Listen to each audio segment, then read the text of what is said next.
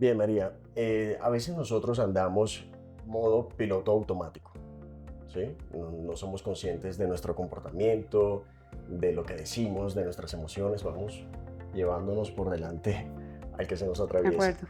Entonces, ¿cómo podemos manejar la comunicación y el liderazgo de una manera consciente?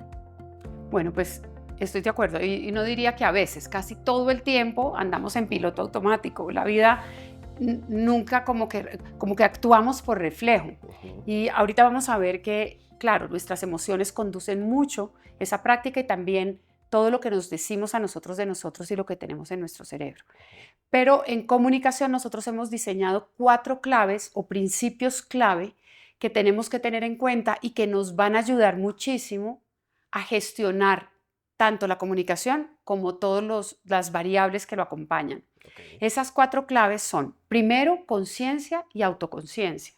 Si nosotros no sabemos desde dónde partimos, si no sabemos en qué punto estamos, y lo dejamos ser, entonces podemos asumir que la vida es así, que no podemos cambiar. Entonces tenemos que ser un poquito críticos frente a lo que hacemos y cómo lo hacemos y hacer mucha observación. Yo en la parte de conciencia y autoconciencia sugiero que aprendamos a vernos, a escucharnos a nosotros mismos y para eso algunos tips que les dejo, pero también a los otros. Cuando yo observo en los otros, porque a veces es más fácil ver en los otros aquellas cosas que hacemos y que no somos tan conscientes de hacerlas. Entonces, conciencia y autoconciencia, primera clave, muy importante. ¿Dónde estamos? ¿Cómo lo hacemos? ¿Cómo nos comunicamos? ¿Cómo es nuestro tono de voz? La segunda es la intención. En comunicación yo le digo a las personas, muy importante saber para qué estoy teniendo esta interacción. Si es una conversación difícil, Ujú. ¿cuál es el propósito? Tenemos que tener un solo propósito, lo vamos a enmarcar y lo vamos a tener siempre acá, porque eso nos permite que cuando en la conversación avanzamos y empezamos a estar por los lados o alguien nos dice cosas, nos enganchamos, si volvemos a nuestro objetivo principal, a nuestra intención de esa conversación, no vamos a dejarnos distraer. Entonces la intención es importante, definámosla antes de un encuentro o una conversación que sea muy relevante.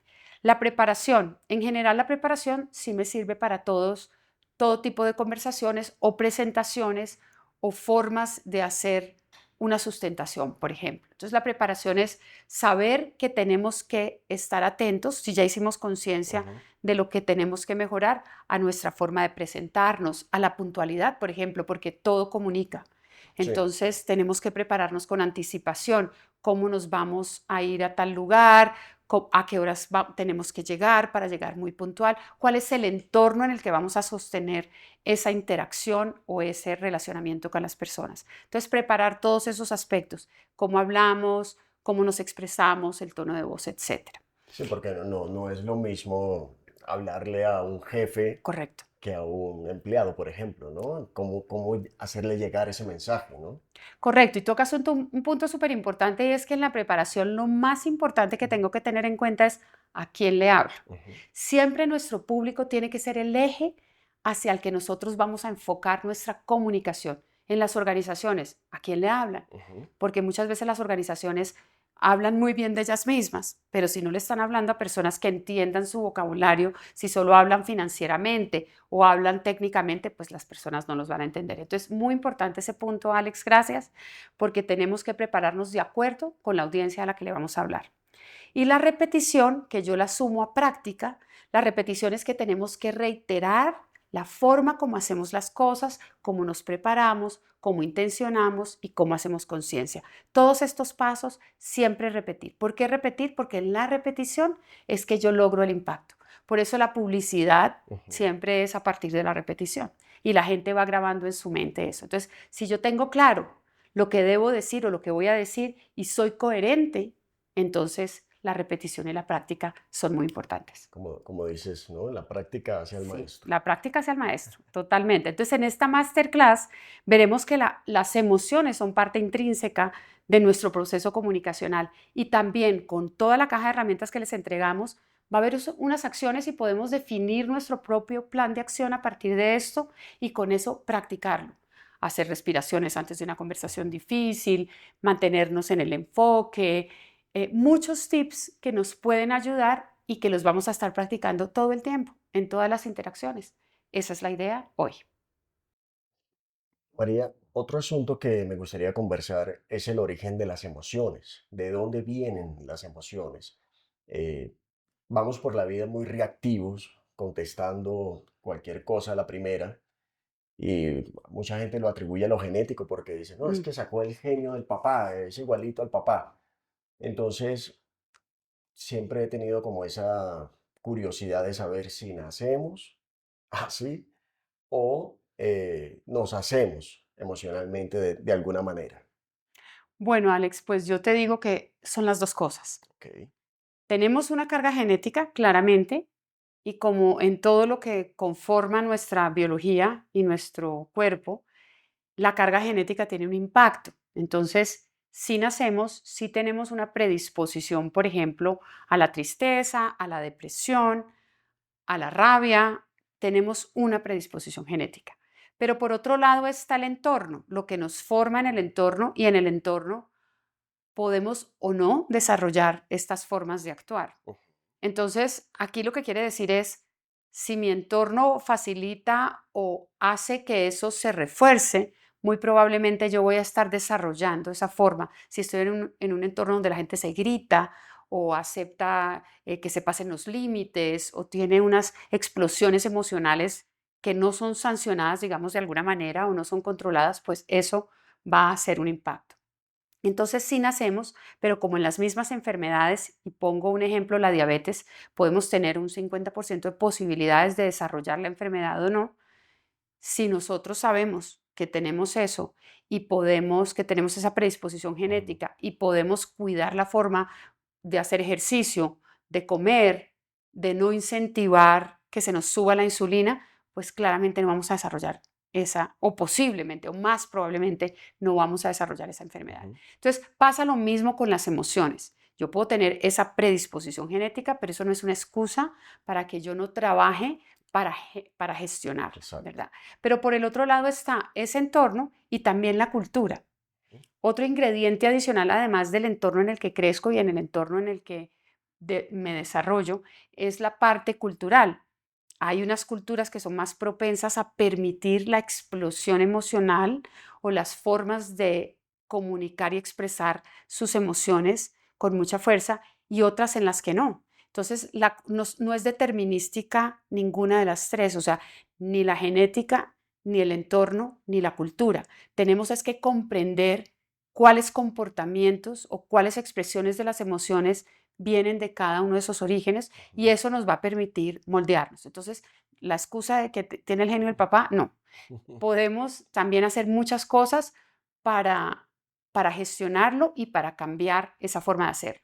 Lo otro es que tenemos que entender en qué espacio o en qué entorno cultural estamos y saber respetar, digamos, y estar de acuerdo con eso. Al igual que entender nuestros públicos, yo digo que también hay que entender el entorno. Hay culturas en donde ir diciendo lo que primero se ocurre, pues no. O inclusive me han dicho, los colombianos tendemos mucho a hacer ese chit chat, entonces por el chat, hola, ¿cómo estás? ¿Cómo te va? Varias veces antes de entrar en materia. Los anglosajones dicen, ¿y usted por qué pregunta todas estas cosas? Si además lo que yo le conteste no le importa, porque al Claro, final es un formalismo. Y yo digo, bueno, es el formalismo que usamos acá. Pero si yo entiendo que ellos son más directos, sí. primero, cuando ellos me aborden directamente no me va a importar, porque entiendo que es su forma. Y segundo, cuando trabaje con ellos, sé que puedo hacerlo de esa manera Va a ser directamente. más efectiva la comunicación. Exactamente. O sea, aquí cabe la teoría de Darwin, ¿no? Que el medio ambiente influye sobre el Sí, individuo. sí, de acuerdo. Y que no es determinístico lo que hacemos. Lo otro es lo que se llama, lo que Antonio Damasio, que es un Ujú, investigador importante, un neurocientífico, habla de las señales corporales automáticas o marcadores somáticos.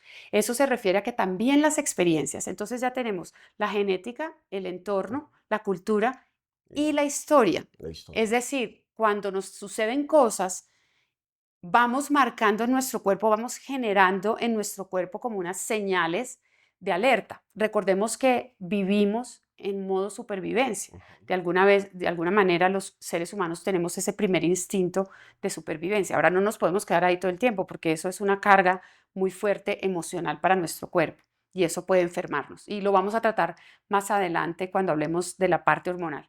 Pero quería decir es, nosotros vamos grabando una memoria en nuestro cuerpo de nuestras experiencias. Un ejemplo, los perros. Si a los 8 años yo salí a la calle, un perro me persiguió, yo salí corriendo, no era lo que debía hacer, pero lo hice, me mordió, entonces yo tengo miedo a los perros. Y eso me puede quedar durante muchos años. Y ya después digo, no, pero es que a mí me da miedo los perros. Y ya lo doy por hecho, es así, no hay nada que hacer, me da miedo los perros. Y eso un poco fue una experiencia traumática que la puedo volver a recorrer, que puedo tener unas acciones para corregir. De pronto ni se me quita, pero hay mucha gente que trabaja el miedo a los perros, el miedo a los aviones, por ejemplo, es un miedo muy irracional y la gente puede trabajarlo también, o el temor cuando hacemos presentaciones en público. Pero todo eso se puede trabajar. Lo que quiero decir es, la historia también nos va dando información. Lo importante es, de nuevo, hacer conciencia de que lo tenemos ahí, que tenemos una causa, algo que lo generó, pero que podemos corregirlo y trabajarlo para que no sea así, para que no vivamos en modo supervivencia o en modo temor o en modo respuesta en automático. Eso que hablas va ligado a la epigenética. Digamos que sí, no, pero más lo estoy refiriendo como a la historia de vida que yo tengo. Digamos, si yo tengo momentos traumáticos en mi historia, lo que importa es que yo no me quede ahí. Ok. Y por ejemplo, en las relaciones sucede mucho. Cuando me va mal en una relación, tengo una tusa terrible y recuerdo el momento emocional del post, no quiero tener ninguna relación, porque creo que todas las relaciones Bueno, van a generar eso. Entonces, un poco es entender que fue algo que sucedió en mi historia ujú, con una persona y que puede cambiar. Igual, algo me sucedió en una circunstancia con un perro, en un lugar, era un perro bravo, lo soltaron, lo que sea, ujú, pero no es que todos los perros me van a morder. te Un van a poquito atacar, es sí. como que podamos entender que son aprendizajes del cuerpo para generar una reacción frente a una circunstancia. Ok. Entonces, son más esos cuatro. Claramente la epigenética que estudia el entorno es muy importante, la genética, la predisposición genética que traigamos, la historia, lo que vamos guardando en nuestra historia y en nuestro cuerpo, y bueno, y la cultura, que realmente la cultura, yo digo que la cultura es lo que más nos marca, Ujú. porque es una forma, pues no me van a malinterpretar, pero es como un lavado cerebral que vamos haciendo desde chiquitos. Cuando nos dicen, es que si no trabajas duro, no vas a salir adelante. Es que si no haces esto bien, siempre vas a ser un fracaso. Esas cosas se van grabando en Sí. nuestra historia y no nos permiten avanzar. Y lo hablábamos tú y yo antes de Ajá. hacer esta grabación. Sí, por ejemplo, en Latinoamérica, ¿no? La cultura de que el hombre no llora, por ejemplo. Correcto. Entonces ahí a nivel emocional uno ya va creando una capa y te vas cerrando, ¿no? A esa posibilidad que a lo mejor te permite descubrir otras cosas de tu personalidad, ¿no? Por supuesto, y ahí lo que estamos haciendo es reprimiendo una Ujú, emoción. exacto. Y cuando vamos a expresar, como no la podemos expresar porque culturalmente no es aceptado, entonces la vamos guardando. Y al guardar esas emociones nos van a salir de pronto en forma de rabia. Pues cuando uno entra a profundizar en estos temas, uno dice, la rabia de alguien, cuando alguien sienta rabia hacia usted, en el fondo siempre es una frustración Exacto. o una desilusión o un miedo. Entonces, la rabia per se no es Ujú, una consecuencia de otra cosa. Entonces, ¿qué nos sirve entenderlo? Pues irlo desmontando de nuestros comportamientos, irlo corrigiendo. Inclusive hay gente que le han diagnosticado, por ejemplo, síndrome de falta de concentración y respuesta. Esas personas aprenden a conocer su personalidad y pueden decirle a los otros, mire, cuando yo esté teniendo una respuesta de este estilo, por ujú. favor, sepa que no es nada personal, es algo de lo que yo soy y cómo soy, de mi naturaleza, y hágamelo saber. Un poco el feedback. Y ahí nos ayuda mucho esa relación con los demás, nos ayuda mucho conversar con los demás, porque aprendemos de nosotros mismos. Y al final, eso es lo que queremos, conocernos mejor para gestionarnos mejor. Las emociones no provienen solo de la biología, también se forman desde la cultura, el entorno y la experiencia social. Genética más epigenética. El cuerpo es el primer canal donde las emociones se expresan y se comunican, incluso antes de hablar. Algunas personas nacen con una sensibilidad emocional más alta, por lo que estímulos aparentemente menores pueden sentirse intensos o amenazantes. Comprender esta diversidad emocional es clave en comunicación. Reconocer que no todos sienten igual evita juicios, mejora la empatía y fortalece la calidad de nuestras conversaciones y decisiones. Los genes no sellan tu destino, simplemente establecen el punto de partida. El resto depende de cómo vives tu vida. Incluso si tu biología te predispone a la turbulencia emocional, el entorno determina si esos genes se activan intensamente o permanecen atenuados.